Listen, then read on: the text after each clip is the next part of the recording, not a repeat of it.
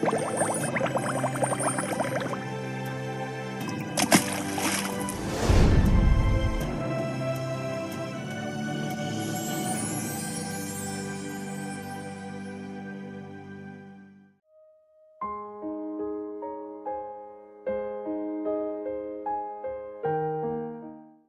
오늘은 추수감사주일로 지키고 있습니다. 한 해 동안 나와 동행해 주신 하나님의 은혜 기억하면서 감사하는 1년에 2번 맥주감사주일과 추수감사절이 있죠. 우리의 마음에 무디어진 감사를 다시 회복할 수 있는 그런 절기라고 볼 수 있습니다. 1620년에 현대적인 추수감사절의 의미는, 물론 원래 추수감사절의 의미는 구약성경에 우리 찾아볼 수 있습니다.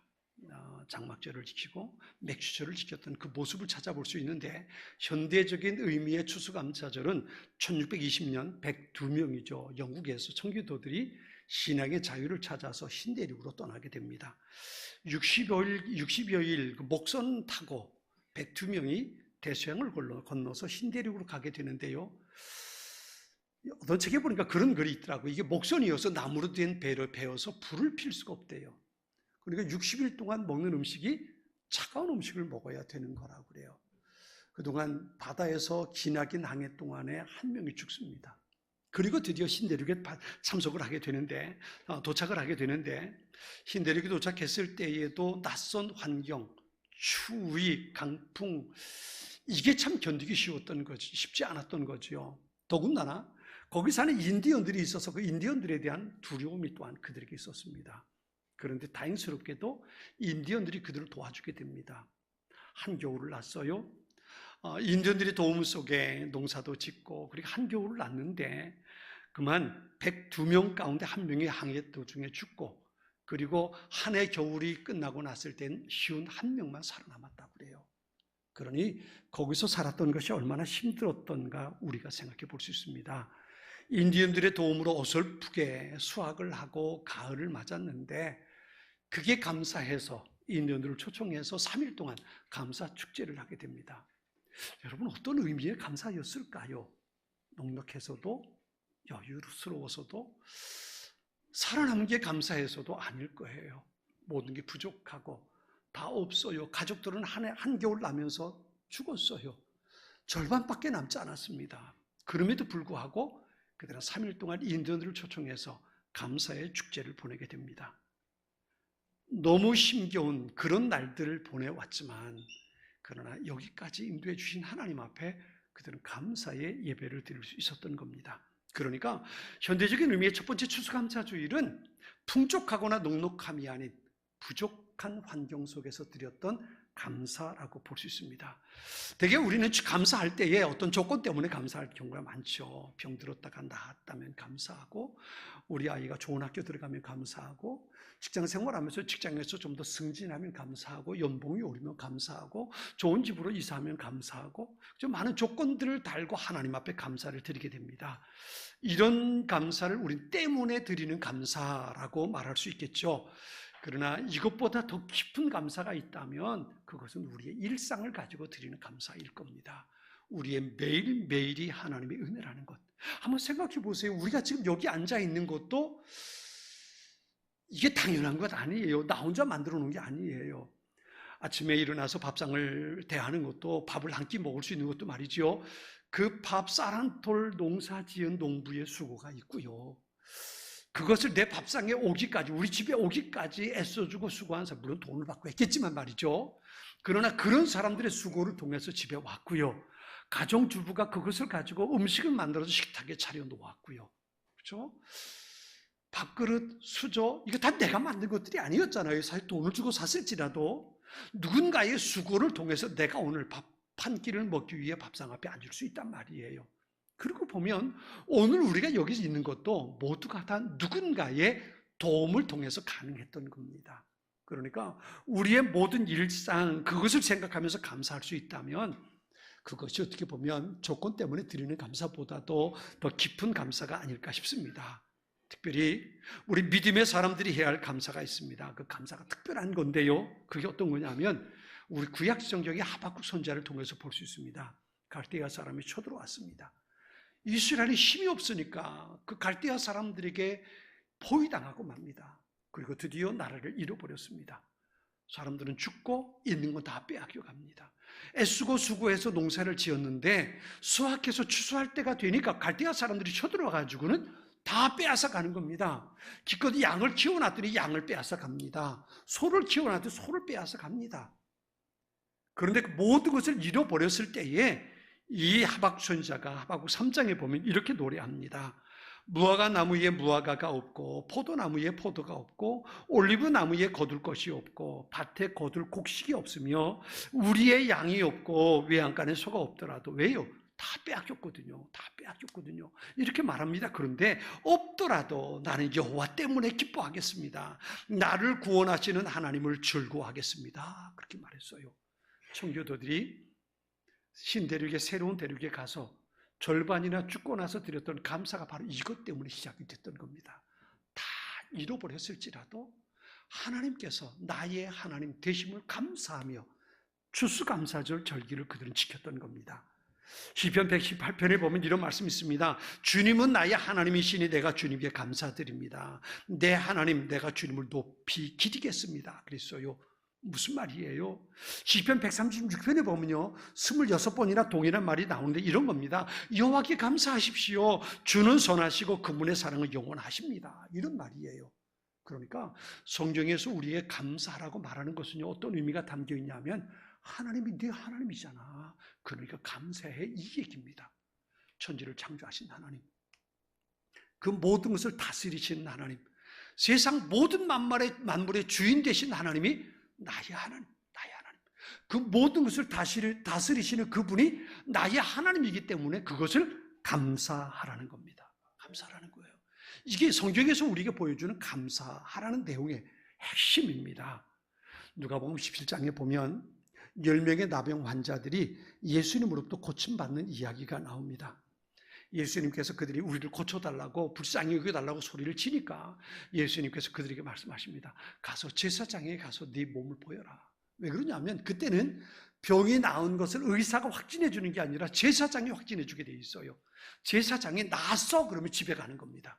제사장이 아니야 그럼 도로 가야 됩니다. 예수님께서 10명의 나병 환자들에게 제사장에게 가서 너희 몸을 보여라 라고 말씀하셨어요. 이 사람들이 예수님의 말씀을 듣고 제사장을 찾아갑니다. 그런데 가던 도중에 자기 몸에 나병이 나은 것을 깨닫게 됩니다.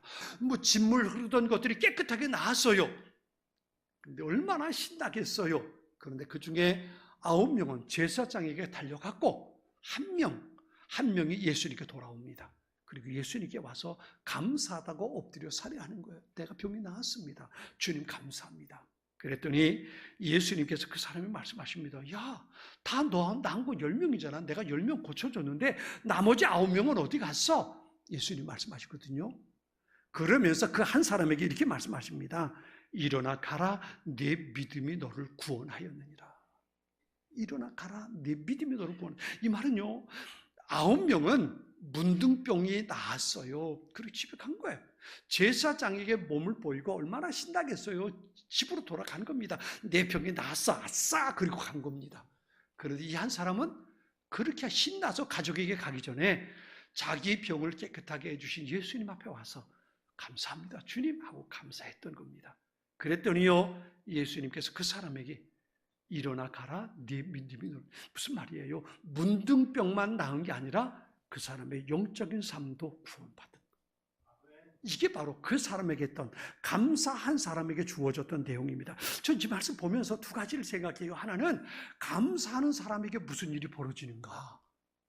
감사하는 사람에겐 단순히 육체의 문제뿐만 아니라 그의 삶 속에 영적인 문제까지 해결된다는 거예요. 더 신나는 게 있다는 거예요. 감사의 열매가 있다는 거예요. 또 하나는요, 감사하는 게 이만큼 어렵다는 겁니다. 10명 가운데 9명은 감사하지 못하고 1명만 감사해요. 그러니까 감사하며 사는 사람은 단지 10%. 만일 우리가 감사한다면 바로 그 10% 속에 우리가 들어가 있는 거예요. 이게 얼마나 귀해요. 그만큼 감사하는 게 사람들이 쉽지 않다는 겁니다. 그렇다면 어떻게 이 영광스러운 범사에 감사라는 주님의 말씀대로 우리가 살아갈 수 있을까? 오늘 본문에 이 내용은 오병이어라는 기적의 사건을 우리에게 보여주죠. 예수님 앞에 많은 사람들이 예수님을 찾아 나옵니다. 광야에 있을 때입니다. 들판에 있을 때예요. 예수님 들판에 계시는데 많은 사람들이 예수님을 찾아왔습니다. 그리고 거기서 사경회가 부흥회가 시작이 된 겁니다.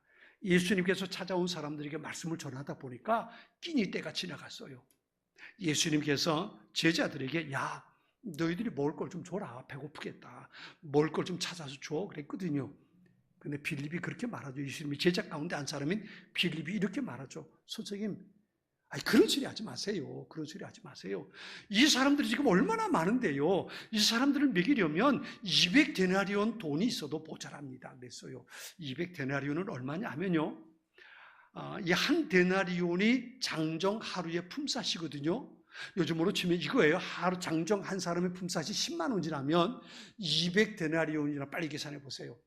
200데나리온이라면 한 사람이 10만 원이라면 10만 곱하기 200이니까 얼마예요? 예? 2천만 원, 2천만 원. 그러니까 2천만 원이 있어야 이 사람들에게 빵을 사서 먹일 수 있다는 거예요. 또 한 가지는요. 그 돈이 있어도 이 사람들 다 먹일 수 있는 빵을 어디서 사오냔 말이에요. 광야예요. 들판이거든요. 어디서 사올 수 있느냐는 거예요. 그러니까 예수님 택도 없는 소리 하지 말라는 거예요. 이거 불가능한 얘기입니다. 선생님 그렇게 말씀하지 마시고 제자들은 다른 성경에 보면 그렇게 말합니다. 선생님 이제 다 돌려보내세요. 돌려보내서 집에 가서 먹게 하세요. 여기서 우리가 해줄 수 있는 게 아무것도 없습니다. 라고 말하는 거예요. 그런데 그때 예수님의 제자 가운데 안드레가 한 아이를 데리고 옵니다. 선생님 얘가 자기가 먹을 도시락을 가지고 왔는데 그 도시락을 주님께 드리겠다고 가지고 왔습니다. 그러면서 그 도시락을 보니까 거기에 보리빵 작은 거 5개 하고, 이 보리빵 5개라는 거 모찌떡보다 조금 큰 겁니다.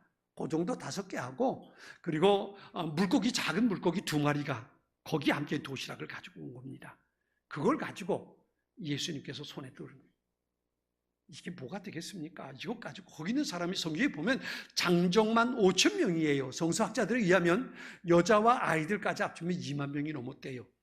2만 명이 넘는 사람들이 거기 있는데 작은 보리빵 5개하고 물고기 2마리 가지고 뭘 할 수 있겠냐 말이에요. 그런데 예수님께서 그것을 손에 들고 하나님 앞에 오늘 본문에 보면 축사하셨다 그랬어요.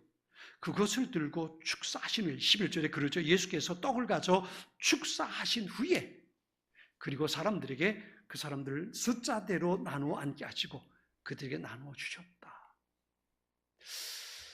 여러분 그건요 한 아이가 먹을 수 있는 도시락입니다. 근데 그걸 아까 축사하신 후에 사람들에게 나눠준 겁니다. 여기 축사한다는 우리말은요 빌축자와 살해할 사자거든요. 다시 말하면 그걸 들고 하나님 앞에 감사했다는 거예요. 영어 성경은요 He gave thanks to God 그랬어요. 그가 예수님께서 그것을 가지고 하나님 앞에 감사드렸다 그 말이에요. 그거 가지고 하나님 앞에 감사드리고 사람들에게 나누어 주었더니 그들이 배불리 먹고 얼마나 남았어요? 12바구니가 남았다. 오늘 성경은 그것을 말해줍니다. 보리빵 5개와 물고기 2마리를 가지고 무리를 먹인 이 기적의 사건, 이건 마태, 마가, 누가, 요한복음 4복음서에 다 기록이 된 유일한 기적입니다. 그만큼 이 사건은 예수님을 이해하는 데 있어서 굉장히 중요한 사건이라는 거예요. 우리 이 사건을 보면서 오늘 이 말씀을 보면서 2가지를 생각해 보자고요. 첫 번째는요, 예수님께서 감사하신 것이 도대체 뭘까? 여러분, 예수님께서 들고 감사하신 건 뭐예요? 감사드렸던 건 보리빵 5개와 물고기 2마리입니다. 당시 유대인들 사회 속에서 이 보리빵과 물고기 2마리는 가난한 사람들이 먹는 음식입니다. 빈약하고 영양가 없는 그런 음식입니다. 이 보리빵은요, 당시 가난한 사람들이 먹는 빵인데 거친, 그러니까 고운 밀가루를 가지고 만든 게 요즘식으로 말하면 카스테라나 페스츄리나 이런 빵이 아니라는 거예요. 이런 빵이 아니고 매우 거친 밀가루를 쉽게 집에서 만들어 먹을 수 있는 빵이 뭐겠습니까? 개떡 같은 그런 거라는 거예요. 개떡 같은 그런 거. 가난한 집에서 먹는 그냥 거친 밀가루 가지고 반죽해서 만들어 먹는 빵이 바로 그런 거예요. 이게 바로 이 아이가 가지고 온 작은 빵입니다. 그리고 이 아이가 가지고 온 물고기는요, 성경에서 일반적으로 말하는 물고기와는 다른 겁니다. 성경에서 물고기를 말할 때 2가지 종류로 말합니다. 하나는 익투스라는 단어를 말하고요, 하나는 옵사리온이라는 단어를 쓰는데요, 이 익투스라는 단어는 어떤 물고기를 말하냐면 대개 어부들이 그물을 가지고 고기를 잡잖아요. 고기를 잡으면 좀 크고 튼실하고 상품 가치가 있고 맛있는 물고기들이 있습니다. 그런 물고기들은 익투스라고 부릅니다. 그거 이제 팔려고 어부들이 잡아가지고 팔려고 가져오는 겁니다. 가지고 집으로 갑니다. 근데 익사리오는 요 손가락 같은 거 작은 겁니다. 굵기도 손가락만 하고 크기도 손가락만 하고 우리식으로 말하면 어떤 걸 말할까요? 멸치 같은 거예요. 멸치 같은 겁니다. 이건 상품 가치가 없는 거기 때문에 또 맛도 없어요. 그래가지고 그런 물고기는 어부들이 버려요. 버리고 익투스 그런 상품 가치가 있는 물고기만 가지고 집으로 갑니다. 그러면 가난한 사람들이 거기 와가지고 그걸 주워가는 거예요. 그걸 주워 가지고 가서 소금에 절여가지고 반찬을 쓰는 겁니다. 이 가난한 사람들이 먹는 음식이에요. 그게 바로 옵사리온이거든요. 그런데 이 소년이 가지고 온 물고기는 바로 이 옵사리온입니다. 성경은 익투스라고 말하지 않고 옵사리온이라고 설명을 했어요. 그러니까 이거 상품 가치가 전혀 없는 가난한 사람들이 어부가 버린 것 갖다가 소금으로 절여서 먹는 그런 물고기입니다. 이걸 손에 들고 하나님 앞에 감사하는 거예요. 뿐만 아니라 여러분 생각해 보세요. 성경에 그게 안 나오는데요. 성경 속으로 그 너머로 들어가 보자고요. 어떤 거냐면 이 아이가 예수님께 오면서 도시락을 가지고 왔어요. 그럼 이 아이만 그랬을까요? 이 아이만 도시락 가지고 왔을까요? 성경에는 없어요. 우리가 한번 상상의 나래를 펴보자고요. 이 아이만 지가 먹을 거 가지고 왔을까요? 아마 대부분의 사람들이 그냥 왔겠지만 또 어떤 사람들도 자기가 먹을 음식을 가져왔을 거예요. 이 아이만이 아니라 그런 사람들이 또 있을 수 있다고요. 그런데 그들은 아무도 예수님 앞에 그것을 드러내지 않아요. 근데 이 아이만 가지고 오는 거예요. 다른 사람은 몰라도 누가 아실까요? 예수님은 아실 거예요. 너 도시락 가지고 왔잖아. 그런데 예수님 이러지 않았단 말이에요.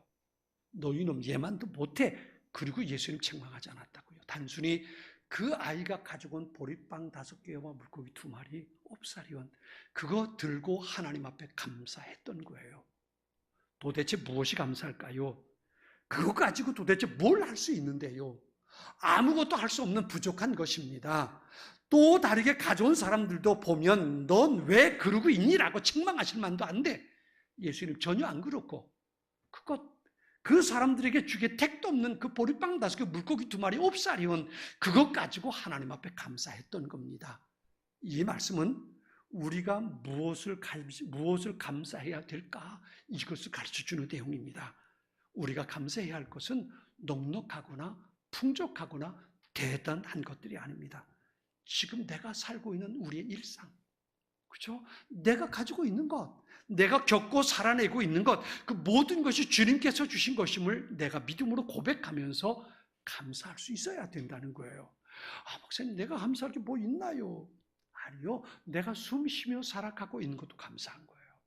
내게 있는 모든 것 다른 사람들이 보기엔 여유롭지 못하고 넉넉하지 못하지만 내가 살아가고 있는 모든 것이 하나님 앞에 드릴 수 있는 감사의 조건들이 될 수 있다는 거예요.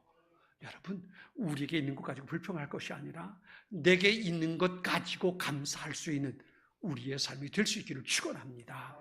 두 번째는요, 예수님께서 언제 감사하셨을까? 이 시점을 보면 참 좋을 것 같아요. 예수님께서는 오병이어 기적을 다 행하고 나서 12바구니가 남았을 때 와, 하나님 감사합니다. 그리고 감사했던 게 아닙니다. 그때 감사하면 이 감사의 타이밍이죠. 그죠? 우리가 일반적으로 하는 감사의 타이밍은 그때일 거예요. 그 보리빵 5개 물고기 2마리 가지고 사람을 나누어주고 배불리 다 먹고 12바구니가 남았을 때 와, 하나님 땡큐 이러고 감사할 수 있었을 거예요. 그런데 예수님은요, 그때가 아니라 보리빵 5개 물고기 2마리 그것 가지고 여기 5,000명 넘는 사람들 앞에서 나눠주기 전에 감사했던 거예요. 이게 무슨 말이에요? 이게 무슨 말입니까? 사람들은 일반적으로 때문에 감사를 합니다. 와, 기적을 베풀어 주시니 감사합니다. 이게 대부분 알 수 있는 감사일 겁니다. 그런데 예수님이 들고 있는 보리빵 5개 물고기 2마리 빌립이 말합니다. 선생님, 아니에요. 그러지 마세요. 돌려보내세요. 다 돌려보내서 가서 먹게 하세요. 그것 가지고 뭘 하겠다고 사람들 앞에 섭니까? 그러지 마세요. 창피해요. 아마 그럴 수 있는 상황일 겁니다. 사실 그래요. 이것 가지고는 아무것도 할 수 있는 게 아니거든요. 그런데 예수님께서 그것을 들고 감사하신 이유가 뭘까요? 그것은요, 이것을 가지고 하나님께서 무슨 일을 하실지 기대하며 믿음으로 하나님 앞에 감사하는 거예요. 12바구니가 남은 게 아니에요. 이것 가지고 여기 있는 사람들을 다 먹일 수 있는 것도 아니에요. 그런데 하나님께서 이것을 주셨다면 이것을 가지고 하나님께서 어떻게 역사하실까? 믿음으로 하나님을 바라보며 감사하는 거예요. 이게 바로 예수님께서 드렸던 감사의 모습이란 말이에요. 사람들이 생각하기엔 택도 없는 겁니다. 보잘것 없는 겁니다. 불평, 불만할 수 있는 그런 상황입니다. 그런데 그런 상황 속에서 하나님께서 이것을 가지고 어떻게 일하실까? 하나님을 향한 믿음을 가지고 기대하며 감사하는 거예요. 저는 이 말씀을 보면서 이런 생각을 했어요. 예수님께서 감사를 저질러 버리셨다. 저질러 버리셨다. 하나님 이것 가지고 역사합니다. 하나님 이것 가지고 합니다. 하나님 알아서 하세요. 그리고 하나님 앞에 감사를 저질러 버리는 거예요. 하나님 일하실 줄 내가 믿습니다. 그죠? 하나님 앞에 감사를 저질러 버린 거예요. 그렇게 감사했을 때 어떤 일이 벌어졌습니까? 그때 하나님께서 기적의 역사를 베풀어 주셨던 겁니다. 그러나 감사할 수 없다면 하나님께서 이루시는 기적의 역사를 또한 누릴 수도 없게 돼버리고 마는 겁니다. 시편의 기자들처럼 성경의 믿음의 사람들처럼 예수님처럼 하나님의 일하심을 기대하면서 내게 주어진 것을 가지고 하나님 앞에 감사할 때 내 삶 속에 역사하시는 하나님의 기적을 경험할 수 있게 된다는 겁니다. 이게 바로 예수님을 통해서 우리가 배울 수 있는 소중한 모습입니다. 내가 어떤 상황에서든지 하나님 앞에 감사할 때, 말씀드린 대로 감사를 저질러 버릴 때, 사람들은 뭘 저런 거 가지고 감사할 수 있을까 싶은데 그것 가지고 하나님 앞에 하나님 감사합니다 라고 고백하고 하나님 앞에 감사할 때 하나님은 그것을 감사의 사건으로 바꿔주신다는 거예요. 이게 바로 예수님의 사건을 통해서 우리가 배울 수 있는 겁니다. 감사하고 나누어진 보리빵 5개와 옵사리온 2마리가 거기 모인 장정만 5,000명, 모든 사람 2만 명이 넘는 사람이 배불리 먹고 12바구니가 남는 그 기적을 그들은 볼 수 있었습니다. 더 놀라운 것은요, 그 경험으로 인해서 그들이 예수님이 어떤 분인 줄 알게 되었다는 겁니다. 와, 저분이 어떤 분이길래 이런 기적의 역사가 나타날까? 빵을 먹은 것이 대단한 게 아니고 그 물고기를 먹은 게 대단한 게 아니라 그 기적을 행하신 예수님을 그들은 볼 수 있었다는 겁니다. 여러분, 우리가 감사할 때 그런 일이 일어나는 것을 잊지 말아야 합니다.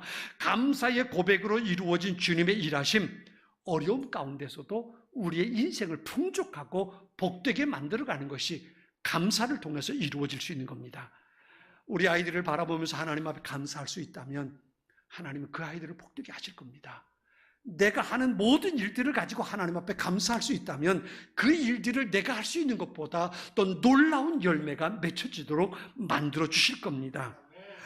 내가 하고자 하는 모든 일들이 내 손에 있는 것이 아니라 하나님의 손에 있음을 기대하면서 하나님께서 이 일을 통해 일하신다면, 이 일 속에 역사하신다면 이 일이 어떻게 될 수 있을까? 믿음을 가지고 하나님 앞에 감사할 때 하나님은 그 속에 기적의 역사를 만들어낸다는 겁니다. 그때 내가 믿는 하나님이 어떤 분인가를 우리가 알 수 있게 되는 겁니다. 우리의 믿음은 성장하는 겁니다. 어려움 가운데서도 와, 우리 하나님 대단한 분이야. 대단한 분이야. 우리가 그것을 고백하고 하나님을 찬양하는 놀라운 일들이 우리 가운데 일어날 겁니다. 사랑하는 교우 여러분, 누군가 간절하게 기도하는 것들이 이미 우리에게 주어졌고 그것이 우리의 평범한 일상이 되고 있지 않습니까?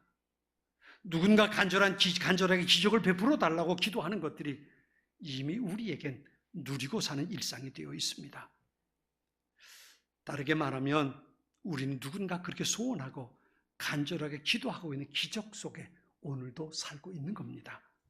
감사하지 못할 게 뭐가 있겠습니까? 오히려 감사하지 못하는 게 기적 아닐까요? 감사는 우리의 삶을 풍성하게 만들어주시는 하나님의 기적을 경험할 수 있습니다.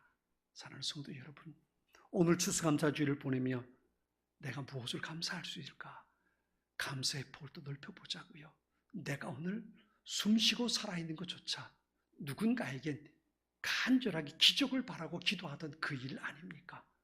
내게 있는 모든 것 하나님 앞에 감사하면서 오늘도 하나님 앞에 풍성한 감사를 드리는 우리의 삶 속에 내가 믿는 하나님이 얼마나 대단한 분인지 그 하나님을 찬양하며 살 수 있는 우리의 삶이 될 수 있다면 무엇과도 바꿀 수 없는 복된 삶이 될 수 있을 겁니다. 그 행복을 누리며 사는 우리 모든 교우 될 수 있기를 축원합니다.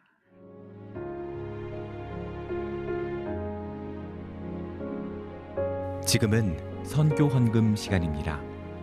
이 예배를 통해 삶 가운데 은혜와 회복이 충만하시길 간절히 기도합니다.